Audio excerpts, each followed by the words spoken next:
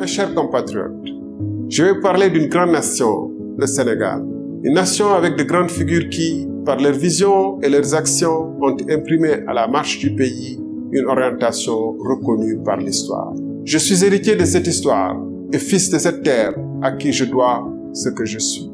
Des caïcédras de Thiès aux rizières de Bambali, des trésors enfouis dans la terre de Kédougou, à la fois vibrante du Fouta, de la fierté du Jolof au charme du Kabada, de Guédiawaye à Bakel, chaque coin du pays résonne en moi comme des opportunités, des défis et des souffrances vécues avec mes compatriotes. C'est de tous ces terroirs que je tiens mon engagement, ma loyauté et ma dévotion à l'endroit de la patrie et de la République. Il y a 16 ans, en 2007, j'ai été contraint à l'exil aux Comores par le régime d'alors pour m'être opposé au démantèlement de l'ASECNA. C'était mon devoir envers le Sénégal et l'Afrique. En tant que directeur général de l'autorité de régulation des télécommunications et des postes ARTP, en 2012, j'ai fait diviser mon salaire par plus de 3 pour matérialiser un engagement de campagne d'une gestion sobre et vertueuse. En 2017, ma démission du poste de ministre de l'Énergie a été motivée par le refus de signer des contrats d'hydrocarbures préjudiciables aux intérêts du Sénégal. Ces faits, parmi d'autres, attestent de ma loyauté envers mon pays. Jamais je n'ai failli à mon devoir de servir mes compatriotes. Mes chers compatriotes, aux 4 coins du Sénégal, j'ai croisé des femmes et des hommes pour qui trouver un repas par jour est un défi de chaque instant. J'ai rencontré des compatriotes pour qui se soigner, mettre les enfants à l'école sont des défis le long de l'existence. La jeunesse désenchantée lutte pour réaliser ses aspirations sur son propre sol ou brave la mort pour chercher ailleurs un avenir meilleur.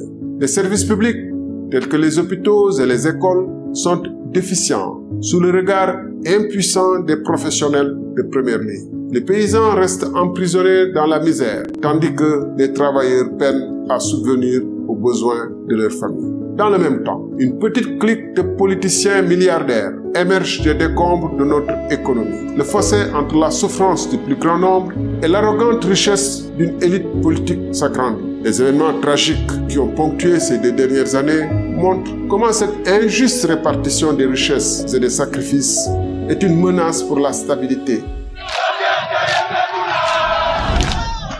Mes chers compatriotes, le moment est arrivé pour notre nation de redécouvrir sa voie, celle de l'espoir, de la justice, de la connaissance, de l'égalité, de sa propre réalisation. Le temps est venu de réinventer nos façons de vivre face à l'urgence climatique. Notre agriculture devrait être repensée pour permettre aux acteurs de cultiver tout au long de l'année et s'offrir une vie meilleure. Les femmes doivent vivre dignement et voir leurs enfants réussir auprès d'elles sur leur propre terre. Il est temps que le Sénégal devienne l'usine de l'Afrique de l'Ouest, en entrant de plein pied dans l'ère du numérique, pour révolutionner nos façons de produire, de nous soigner, de commercer.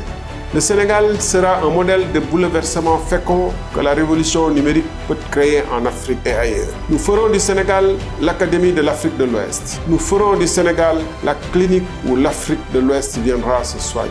Pour cela, il faudra repenser notre modèle d'éducation à travers des écoles et des daras modernes qui préparent nos jeunes à une vie de compétition mondiale sans renier nos valeurs.